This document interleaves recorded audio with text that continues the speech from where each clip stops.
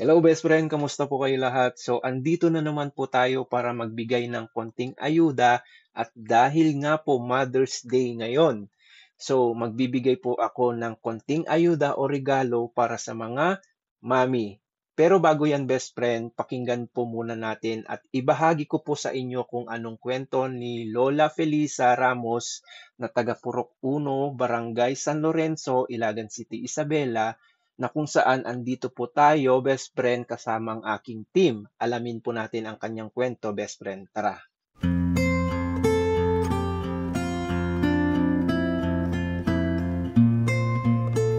Bago ang lahat best friend, sa kaalaman po ng lahat, itong ginagawa naming video na ito best friend ay hindi po pagmamayabang.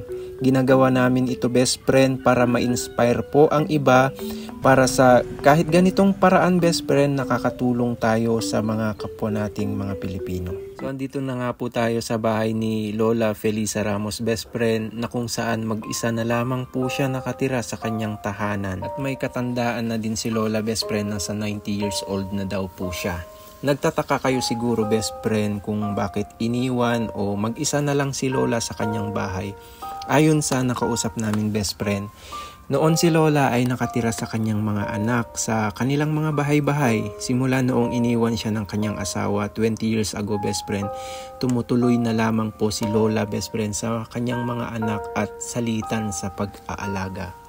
At dahil sa hindi pagkakaunawaan minsan best friend sa mga anak, ay umalis na lamang po si Lola para umiwas sa hindi magandang pakikitungo sa kanya.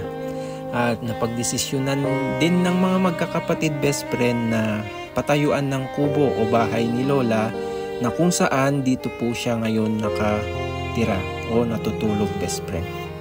Kahit ganun pa man best friend, andyan pa din ang kanyang anak na panganay na lalaki para gumabay at inalagaan si Lola.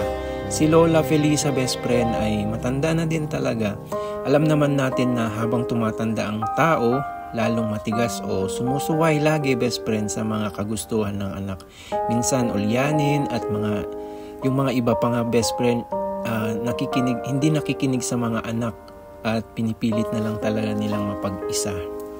Ganun pa man best friend, kahit na ganyan ang ating mga magulang, patuloy pa din natin mahalin at alagaan habang andito pa sila kasama natin.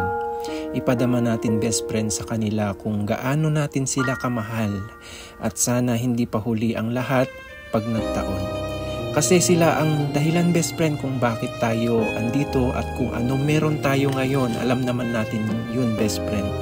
Kaya sa pagkakataong ito best friend, umpisahan mo na itama ang mga pagkakamali mo na nagawa sa inyong mga magulang hanggat hindi pa huli ang lahat.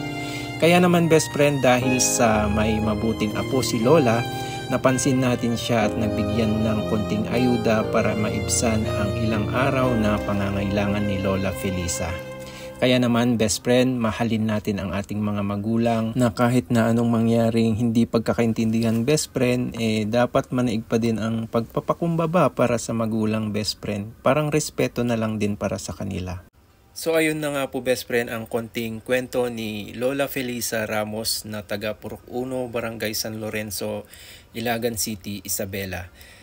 Nakita naman natin best friend ang kalagayan ni Lola at hindi naman natin maipagkakaila na talagang kawawa po si Lola. Kaya naman sa mga nais tumulong kay Lola, dumiretso na lamang po kayo sa bahay niya sa Purok 1, Barangay San Lorenzo, Ilagan City, Isabela, o pwede nyo po i-PM si best friend kasama ang aking team at pangako po namin na makakarating po ang inyong konting tulong o yung inyong tulong para kay Lola Felisa Ramos.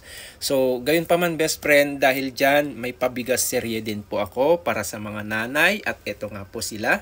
Congratulations po sa inyo and maraming salamat sa pagmamahal nyo sa mga anak nyo at bilang isang mabait na asawa na din.